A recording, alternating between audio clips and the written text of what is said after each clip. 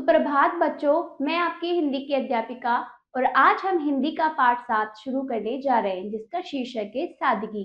तो चलिए शुरू करते हैं। पाठ 7 सादगी। यह एक पत्र है। यह पाठ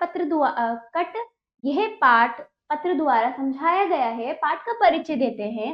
इस पाठ में पत्र के माध्यम से पंडित जवाहरलाल नेहरू जी की सादगी का वर्णन एक दादाजी अपने पोते को करवाते हैं कि किस प्रकार नेहरू जी ने अपने पिता की सहायता की, जिसके परिणाम स्वरूप एक उच्च पद पर आसीन व्यक्ति ने समाज में आम आदमी की पीड़ा को समझते हुए उसका समाधान स्वयं किया। उनकी सादगी और बड़प्पन को वे अपने पोते को बतलाना और समझाना चाहते हैं, जिससे कि जीवन के किसी भी क्षण में वह सादगी का साथ कभी ना छोड़े। ठीक है बच्चों, तो सादगी यानी सादापन, सरलता, जो भी भोलापन जो होता है मनुष्य के अंदर, वो पंडित जवाहरलाल नेहरू के अंदर था। तो उनके माध्यम से एक दादा अपने पोते को समझाते हैं, उनकी गुण और विशेषताओं के बारे में बताते हुए। दिनांक 12 मई 2023 को ये पत्र लिखा गया। छात्रावास मसूरी उत्तराखंड। ठीक है, छात्रावास यानी छात्र जहाँ जैसे कि हॉस्टल होते हैं जहाँ छात्र रहते हैं पढ़ने लिखने के लिए। छात्रों के रहने की जगह, पढ़ने लिखने वाले बच्चों की रहने की जगह कहाँ पर है? वो मसूरी उत्तराखंड में। ठीक है, ये क्या है? पत्र लिखने वाला जिस जगह पत्र भेजना है वहां का पता लिखता है। ठीक है, तो चलिए। प्यारे ईशान, दादाजी पत्र शुरू कर रहे हैं। प्यारे ईशान, थोड़े दिन पहले तुम्हारे माता पिता से फोन पर बात हुई, लेकिन तुमसे बात नहीं हो पाई। मैं और तुम्हारी दादी यहाँ गांव में ठीक ठाक हैं। गांव के शुद्ध वातावरण का पूरा आनंद ले रहे हैं। तो दादाजी पत्र शुरू करते हुए लिखते हैं, प्यारे ईशान, कुछ समय पहले, थोड़े दिन पहले तुम्हारे माता पिता से मेरी बात हुई, लेकिन तुमसे बात नहीं हुई। मैं और तुम्हारी दादी यहाँ गांव में वातावरण यानी यहाँ का शुद्ध वातावरण, साफ सुथरा जो आबो हवा है, वातावरण है, वहां हम आनंद ले रहे हैं।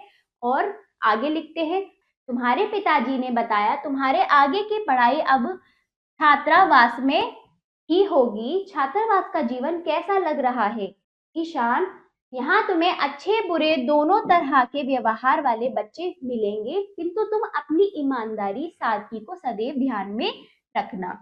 ठीक है, फिर दादाजी आगे लिखते हैं पत्र में कि तुम्हारे पिताजी ने बताया कि तुम्हारी आगे की पढ़ाई छात्रावास में होगी। छात्रावास यानी पढ़ने लिखने के लिए जिस जगह बच्चे रुकते हैं, रहते हैं, उसे कहते हैं छात्रों का वास यानी छात्रावास। ठीक है, आवास कट छात्रों का आवास, छात्र आवास। ठीक है, बच्चों के रुकने की जगह जहां रहकर वो पढ़ाई लिखाई करते हैं। ठीक है, और फिर कहते हैं छात्रावास का जीवन जो कैसा लग रहा है। देखो, इसमें बताते समझाते हुए कहते हैं कि तुम्हें अच्छे बुरे दिन देखने पड़ेंगे, अच्छे बुरे लोग मिलेंगे, परंतु तुम्हें अपनी ईमानदारी, अपनी अच्छाई ईमानदारी से, ठीक है, सादगी यानी अपनी सरलता सादगी से सदैव सदैव ऐसे ही रहना, इस बात को ध्यान में रखना। ऐसे दादाजी ईशान को पत्र लिखते हुए समझाते हैं। हाँ, सादगी से एक बहुत प्यारी और मीठी याद दिल में उमड़ आई है, जो मैं तुम्हारे साथ बांटना चाहता हूँ। यह बात मेरे पिताजी ने मुझे बताई थी। बात उन दिनों की है जब मेरे पिताजी रिक्शा चलाते थे। फिर जब वो सादगी की बात उन्हें समझा रहे थे ईशान को, तो उन्हें याद आया कि सादगी से बहुत प्यारी, बहुत ही प्यारी सी याद उनके दिल में उमड़ आई। एकदम से उनको याद आई, उमड़ आई, दिल भर आ गया सादगी से। फिर वो वाली जो सादगी वाली बात मैं तुम्हें समझाना चाहता हूँ। तो बताते हैं, उन दिनों की बात है जब इनके दादाजी के पिता, ईशान के दादाजी जो पत्र लिख रहे हैं, उनके पिता क्या करते थे? रिक्शा चलाते थे। हमारा परिवार बड़ा था। पिताजी की रिक्शे से होने वाली कमाई भी कभी कभी पूरी नहीं पड़ती थी। फिर आगे लिखते हैं, एक दिन पिताजी की रिक्शे से बिल्कुल भी कमाई ना हो पाई। वह एक कोने में खड़े होकर रोने लगे कि तभी एक सज्जन गाड़ी से उतरकर पिताजी के पास आए। उन्होंने पिताजी से पूछा, तुम्हारी आंखों में आंसू क्यों है?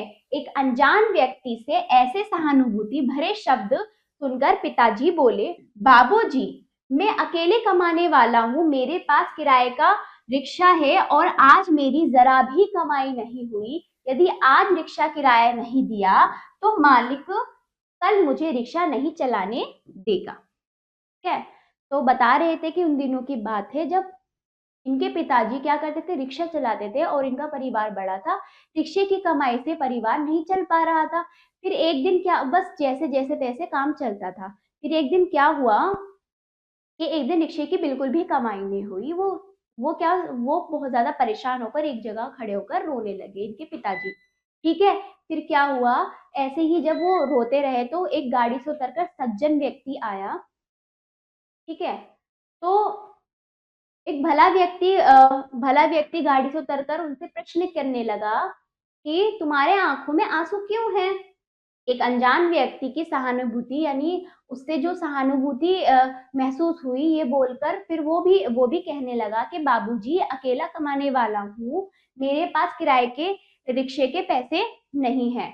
जो मैं ये रिक्शा किराए का है और मुझे मालिक को पैसे देने, यदि मैंने आज उसको पैसे नहीं दिए तो कल वो रिक्शा चलाने नहीं देगा। यह सुनकर वह सज्जन बोले, तुम बैंक से लोन लेकर अपना रिक्शा क्यों नहीं खरीद लेते? पिताजी बोले, बाबूजी, बैंक वाले मुझे लोन कैसे देंगे? यहाँ कोई भी तो मेरा जानकार नहीं है जो बैंक में मेरी जमानत दे सके। ठीक है, जमानत का अर्थ है कि अपनी जिम्मेदारी पर किसी की जिम्मेदारी लेना, लिखित तौर पर या बोलकर। ठीक है, यह सुनकर वह सज्जन पिताजी को अपने साथ बैंक में ले गए। जब वो सज्जन व्यक्ति ने, उस भले अच्छे व्यक्ति ने उसकी बात सुनी, उसकी समस्या सुनी, तो उसने उसको उपाय दिया कि तुम एक काम करो, बैंक से लोन ले लो, ऋण के रूप में लोन ले लो, लोन यानी ऋण ले लो, फिर अपना रिक्शा खरीद लो। फिर उसने बोला कि बाबूजी, मेरा कोई जानकार नहीं है, मुझे बैंक कैसे लोन देगा और मेरी जमानत कौन लेगा, मतलब जिम्मेदारी इस बात की लिखित तौर पे कौन देगा? तभी वो सज्जन व्यक्ति क्या करता है, यह सुनकर वे सज्जन पिताजी को अपने साथ बैंक में ले गए, मतलब उनके पिताजी को अपने साथ बैंक में ले गए। बैंक में जाते ही सभी कर्मचारी उस सज्जन पुरुष को देखकर अपनी अपनी सीट से उनके सम्मान में खड़े हो गए। उस सज्जन ने पिताजी के लोन का फॉर्म भरवाया और स्वयं ही जमानतदार बने और पिताजी को उसी समय लोन दिलवाया। पिताजी तो उन सज्जन के प्रति कृतज्ञता से झुक गए और बोले, बाबूजी, एक कागज पर अपना नाम पता लिखकर दे दीजिए ना, मैं पूरी उम्र आपका एहसानमंद रहूंगा। ठीक है, कृतज्ञता किसी के लिए आभारी होना, एहसानमंद होना है ना। तो इस तरह से उनकी मदद की कि जब वो सज्जन व्यक्ति उनको बैंक ले गए तो वहां के लोग उन्हें देख के सब सम्मान देने के लिए खड़े हो गए। फिर उनके लिए उस सज्जन व्यक्ति ने वो बैंक का लोन का फॉर्म भरवाया और फिर उसी के लिए फिर स्वयं ही उसके जमानतदार बन गए। इस प्रकार उसको लोन मिल गया। तो वो व्यक्ति, पिताजी कहते थे, पिताजी ने कहा, तुम अपना बाबूजी, आप अपना नाम पता सब लिख दीजिएगा और मैं पूरे जीवन आपका एहसानमंद रहूंगा, आपका आभारी रहूंगा। ठीक है, उस सज्जन ने एक कागज पर अपना नाम पता लिखकर पिताजी को देते हुए उनकी पीठ थपथपाई। कुछ सालों बाद जब मैं पढ़ लिख गया तो पिताजी ने मेरी शादी करवाई। पिताजी और मैं शादी का निमंत्रण पत्र देने के लिए पिताजी और मैं शादी का निमंत्रण पत्र देने के लिए उन सज्जन के घर गए। उन्होंने मेरी शादी का निमंत्रण पत्र ही नहीं स्वीकारा बल्कि वह मेरे विवाह में मुझे और तेरी दादी को आशीर्वाद देने आए। उनकी उपस्थिति ने मेरी शादी की रौनक ही बढ़ा दी थी। वह जानते हो वे सज्जन कौन थे? वे सज्जन थे भारत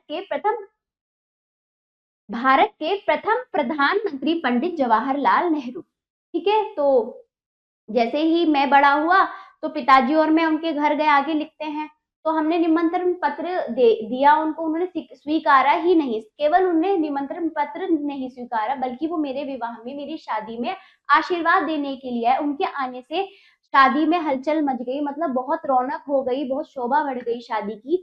फिर आगे बताते, जानते हो वो सज्जन कौन थे? वे सज्जन थे भारत के प्रथम प्रधानमंत्री पंडित जवाहरलाल नेहरू। फिर आगे वो लिखते हैं, उनके इस बड़प्पन और सादगी ने मेरे जीवन पर बहुत गहरी छाप छोड़ी है। बेटा, मैं तुम्हें भी उनकी सादगी से परिचित करवाना चाहता था, इसलिए तुम्हें पत्र के माध्यम से बता रहा हूँ क्योंकि यहाँ तुम्हें इस प्रकार के उच्च व्यक्तित्व से प्रतिपल प्रेरणा मिलती रहेगी। तो फिर आगे वो कहते हैं कि इस प्रकार के व्यक्ति जिसका इतना बड़प्पन है, ठीक है, और सादगी, बड़प्पन यानी जो लोग अपने से छोटे लोगों के लिए इतना बड़प्पन उनके दिल में है, वो सादगी है, वो सरलता है कि उसकी छाप मेरे जीवन में छप गई। मतलब उनकी ये जो याद थी वो मैं हमेशा अपने दिल में रखा रहा। बेटा तुम्हें भी उनकी सादगी से परिचित करवाना चाहता था, मैं चाहता था कि मैं उनके बारे में, उनकी सादगी के बारे में तुम्हें बताऊं, ठीक है, इसलिए पत्र के माध्यम से बता रहा हूं, क्योंकि इस प्रकार तुम उच्च व्यक्ति से प्रतिपल यानी हर पल, जब जब तुम ये पत्र पढ़ोगे, पल पल तुम उस उच्च व्यक्तित्व के बारे में तुम्हें अपने लिए प्रेरणा मिलती रहेगी, ठीक है, तुम्हें अपने लिए मोटिवेशन मिलता रहेगा। छुट्टियों में हमारे पास गांव घूमने अवश्य आना, तुम्हारी दादी तुम्हें बहुत याद करती है। बस आज इतना ही, बाकी फिर तुम्हारे पत्र के इंतजार में रहूंगा। ये कहते हुए वो आगे कहते हैं कि छुट्टियों में तुम जरूर आना, आज के लिए इतना ही, बाकी मैं फिर लिखूंगा तुम्हारे लिए, और मुझे तुम्हारे पत्र में उत्तर या तुम्हारे पत्र का इंतजार रहेगा। तुम्हारे दादा श्याम प्रसाद, छोटा Nagpur, engineering work compound, Ranchi, Jharkhand. ये वहां का क्या है, पिन कोड है 834001, ठीक है, 00 यानी 001। तो ये वहां ये वो पता है जो पत्र लिख रहा है, ठीक है, उसका पता है।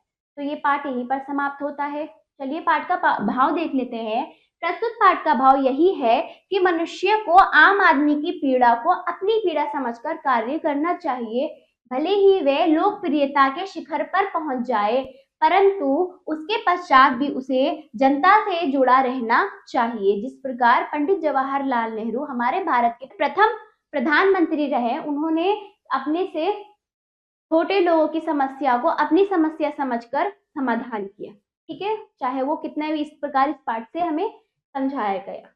चलिए शब्दकोश। छात्रावास, छात्रों के रहने का स्थान, उमड़ना घिरना, सज्जन भद्र, ठीक है, अनजान जिसे जानते ना हो, सहानुभूति हमदर्दी, जमानत किसी व्यक्ति या कार्य की जिम्मेदारी को जबानी या लिख कर अपने ऊपर ली जाती है, सम्मान आदर, कृतज्ञता, किए गए उपकार को मानने का भाव, एहसानमंद आभारी, निमंत्रण वह पत्र जिसके द्वारा किसी व्यक्ति को उत्सव भेज आदि में सम्मानित होने के लिए अनुरोध किया गया हो, स्वीकारा ले लेना, आशीर्वाद बड़े लोगों द्वारा दिया गया मंगल सूचक कामना वाक्य, रौनक चमकदार शोभा, सादगी सीधापन सरलता, प्रेरणा सीख शिक्षा। तो ये आपके शब्द अर्थ आपको याद होने चाहिए बच्चों, इनको आप एक बार अच्छे से समझकर याद कीजिएगा। आपने क्या सीखा? मौखिक, ठीक है, जैसे कि मैंने आपको ये पाठ समझाया तो उन शब्दों का शुद्ध उच्चारण आपको करना है, जैसे छात्रावास, उमड़ना, सज्जन, सहानुभूति, सम्मान, कृतज्ञता, निमंत्रण, आशीर्वाद, रौनक, परिचित, प्रधानमंत्री, बड़प्पन, प्रतिपल, प्रेरणा, ठीक है। तो आपको ये शुद्ध उच्चारण करना है इन शब्दों का, सोच कर बताइए। इन प्रश्नों का उत्तर आप सोच कर अपने शब्दों में देंगे। आगे लिखित आ जाइए बहुविकल्पीय प्रश्न, सही विकल्प पर सही का चिन्ह लगाइए। अब ये लिखित वाले हैं, वो आपको बोलकर देने थे, ठीक है। चलिए, दादाजी पत्र द्वारा किससे बात कर रहे हैं? किससे बात कर रहे हैं? अपने पोते से। किससे बात कर रहे हैं? अपने पोते से। दूसरा देखिए, एक कोने में खड़े होकर कौन रो रहा था? कौन रो रहा था? रिक्शे वाला। तीसरा, रिक्शे वाले ने लोन कहां से लिया? बैंक से। अब आजिए लघुत्तरीय प्रश्न, निम्नलिखित प्रश्नों के उत्तर दीजिए। पहला, रिक्शे वाला एक किनारे पर खड़े होकर क्यों रो रहा था? दूसरा, रिक्शे वाला बैंक से लोन लेकर अपना रिक्शा क्यों नहीं खरीद पा रहा था? तीसरा, सज्जन पुरुष ने रिक्शे वाले की बैंक से लोन लेने में क्या सहायता की? चौथा देखिए, रिक्शे वाले के पुत्र की शादी का निमंत्रण पाकर सज्जन पुरुष ने क्या किया? पांचवा देखिए, ईशान के दादाजी नेहरू जी की सादगी और बड़प्पन से ईशान को क्या समझाना चाहते थे? तो इन सब प्रश्नों का उत्तर अपने शब्दों में स्वयं आप अपनी, जैसे कि मैंने आपको पाठ समझाया, स्वयं आप अपने अभ्यास पुस्तिका में लिखित रूप में देंगे, ठीक है बच्चों। आ जाइए। कोष्टक में सही शब्द चुनकर रिक्त स्थानों की पूर्ति कीजिए। एक डैश गाड़ी से उतरकर पिताजी के पास आए। कौन आए? सज्जन। तो इसमें से आपको सही वाला भरना है, सज्जन। दूसरा, तुम बैंक से डैश लेकर अपना रिक्शा क्यों नहीं खरीद लेते? लोन। तीसरा, मैं और पिताजी शादी का डैश पत्र उन सज्जन के घर देने गए। निमंत्रण पत्र। चौथा है, वे सज्जन भारत के प्रथम डैश पंडित जवाहरलाल नेहरू थे। कौन थे? प्रधानमंत्री थे। पांचवा, उनके डैश और शादी ने मेरे जीवन पर गहरी छाप छोड़ी। क्या? बड़प्पन। तो आपको मैंने सही शब्द बता दिया है, इनका आप इन खाली स्थान पर भरे, इन खाली स्थानों में सही शब्द चुनकर भरेंगे। ठीक है। अभ्यास 4 देखिए, नीचे दिए गए अपठित गद्यांश के सही उत्तर पर सही का चिन्ह लगाइए। चलिए पहले गद्यांश हम अच्छे से पढ़ लेते हैं बच्चों। मैं हूं एक पत्र, कुछ लोग मुझे चिट्ठी भी कहते हैं। कागज पर कलम से लिखी वही चिट्ठी जो ईशान के दादाजी श्याम प्रसाद ने झारखंड से ईशान के छात्रावास मसूरी में ईशान को लिखी। लिखने के बाद मुझे एक लिफाफे में बंद कर दिया गया। उस लिफाफे के ऊपर जिसे भेजा गया उसका नाम और पूरा पता लिखा गया। सीधे हाथ पर लिफाफे के ऊपर डाक टिकट चिपका दी गई। फिर मुझे पत्र पेटी में डाला गया। डाकिये ने मुझे निकालकर एक बड़े से थैले में डाला। फिर मैं हो गई डाकिये की साइकिल पर सवार, पहुंच गई डाकघर। वहां मुझे थैले से निकालकर एक जोर का ठप्पा लगाया। ठप्पा था रांची का, जहां से मेरा सफर शुरू हुआ था। ठप्पे के बाद पहुंची मैं दूसरे बड़े थैले में। इसमें थी अनेकों चिट्ठियां जो जा रही थी मसूरी। डाकघर की लाल गाड़ी से मैं पहुंची रेलवे स्टेशन। वहां मैं चढ़ी मसूरी जाने वाली गाड़ी में। कुछ दिन के सफर के बाद मैं मसूरी पहुंची। वहां डाकघर के पते के अनुसार फिर से मेरी छटाई हुई और ठप्पा लगाया। इसके बाद डाकिये ने मुझे पहुंचा दिया ईशान के छात्रावास। तो अब इनको जैसे कि आपने गद्यांश पढ़ लिया, इसका प्रश्न पढ़कर सही उत्तर पर सही का चिन्ह लगाएंगे। पहला है, पत्र का दूसरा नाम क्या पढ़ा था हमने? चिट्ठी। दूसरा देखिए, चिट्ठी कहाँ से लिखी गई थी? कहाँ से लिखी गई थी? झारखंड से। ठीक। चिट्ठी लिखने के बाद किसने बंद कर दी? किसमें बंद कर दी? लिफाफे में। चौथा देखिए, लिफाफे पर डाक टिकट लगाने के बाद उसे कहाँ डाला गया? पत्र पेटी में। ठीक है। पांचवा देखिए, कुछ दिन के सफर के बाद चिट्ठी कहाँ पहुंची? मसूरी। जैसे कि हमने ये अपठित गद्यांश पढ़ा और फिर इससे पढ़ के हमने इनका सही उत्तर लगा दिया। अब आइए अभ्यास 5। तुम्हें चिट्ठी लिखना अच्छा लगता है या मोबाइल पर बातें करना अच्छा? ठीक है, दोनों में से जो अच्छा लगता है उस पर 5 पंक्तियां लिखिए। जो भी आपको अच्छा लगता है उस पर 5 पंक्तियां लिखिए। फिर अभ्यास 6 देखिए, नीचे ईशान की चिट्ठी का सफर चित्र के माध्यम से दिखाया गया है, किंतु क्रम में लगाते समय चित्र अपनी अपनी जगह से हिल गए। क्रम के अनुसार चित्रों में बने गोले में नंबर डालिए। जैसे कि मैंने अपठित गद्यांश आपको पढ़ाया, उसी अपठित गद्यांश के अनुसार पढ़कर आप इसको भी आप क्या कर सकते हो? अनुसार चित्रों में गोलों में नंबर डाल सकते हो। नंबर 1, नंबर 2, नंबर 3, कैसे कैसे पहले यहाँ आया, फिर आगे कैसे आया, फिर उससे आगे कहाँ पत्र पहुंचा, फिर उससे आगे कैसे कैसे गया। पूरे पत्र का सफर आप स्वयं करेंगे। मैंने आपको अपठित गद्यांश में समझा दिया गया है, बाकी कार्य आप स्वयं करेंगे। ये पाठ यहीं पर समाप्त होता है। आशा करती हूँ बच्चों आपको ये पाठ समझ आया होगा। इसका अभ्यास कार्य आप अपनी अभ्यास पुस्तिका में जरूर कीजिएगा। और अब हम मिलते हैं अगले पाठ पर। धन्यवाद।